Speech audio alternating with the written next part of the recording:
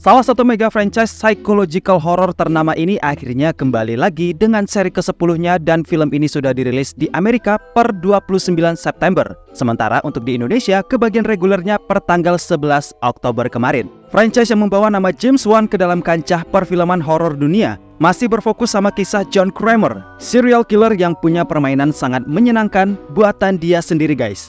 Ini dia pengalaman yang gue rasakan setelah menonton film Saw X and Universe. Let's talk about it. What is it? I don't know what the fuck all these things are.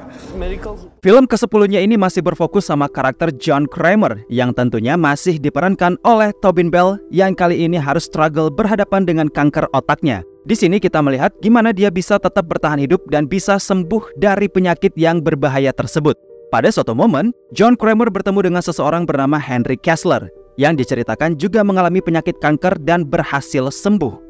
Setelah pembicaraan berlangsung, Henry merekomendasikan sebuah pengobatan yang tidak diketahui publik dan diketuai oleh anak dari seorang dokter hebat bernama Peterson.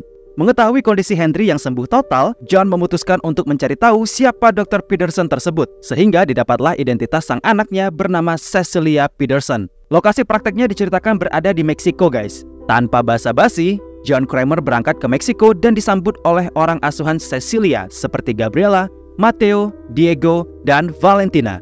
Prosedur pengobatan pun dimulai dan operasinya di awal berjalan dengan lancar. Tapi siapa sangka ketika niat baik John Kramer untuk berterima kasih kepada mereka berujung pada sebuah fakta jika orang-orang tadi bukan dokter sungguhan, melainkan ini adalah usaha malpraktik yang dilakukan oleh sekelompok orang.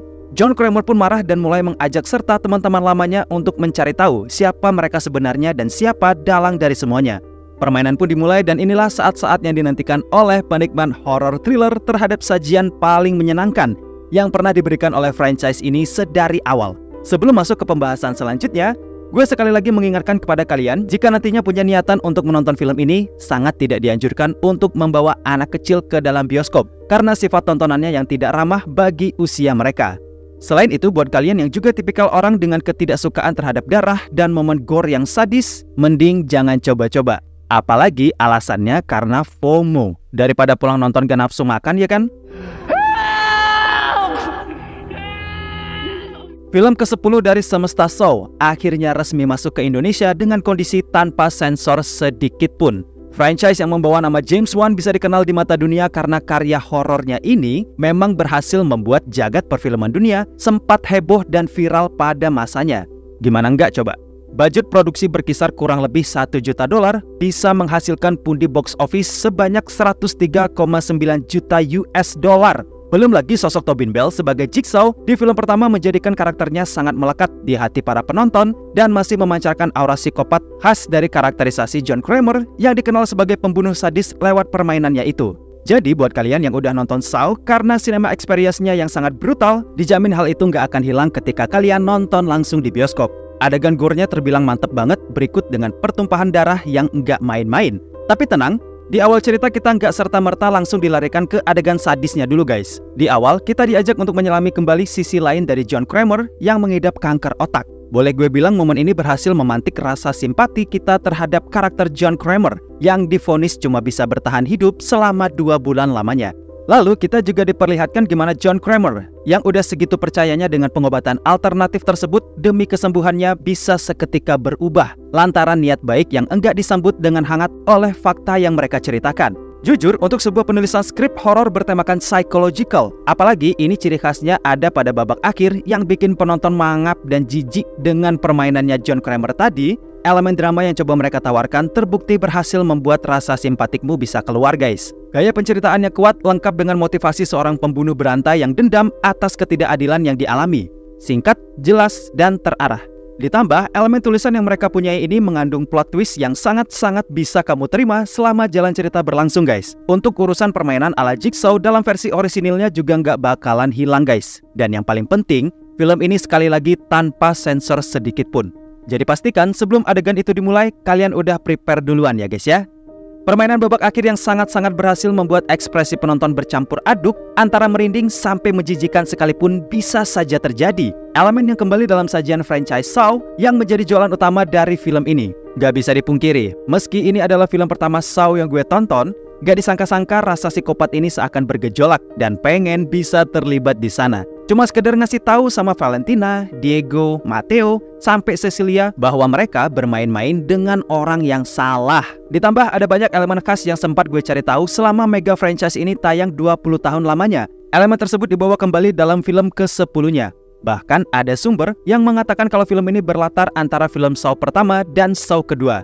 Singkat cerita, momen itu ada di kondisi in between lah, di antara dua film tadi. Dan puncak akhirnya adalah film Saw 3 yang dirilis pada tahun 2006.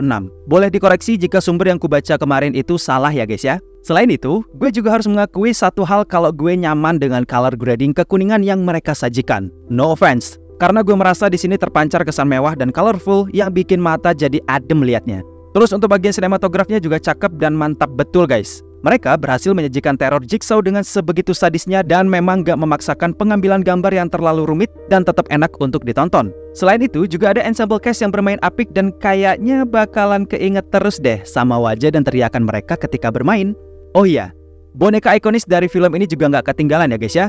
Terus juga ada pemain lama dari film Saw yang kembali terlibat di film ke-10 dan kabarnya ada begitu banyak elemen fanservice bagi penonton lama Saw di film ke-10 ini. Terlebih filmnya kali ini juga punya post credit scene yang sayang banget buat kamu lewatin guys. Mungkin hal minus yang ada di film ini terbilang sedikit. Paling ya gue kembali mengingatkan dengan lantang jika film ini belum tentu cocok untuk semua kalangan penonton. Meski kalian sudah memasuki kategori penonton mereka, tapi belum tentu semuanya bisa nyaman nonton film ini.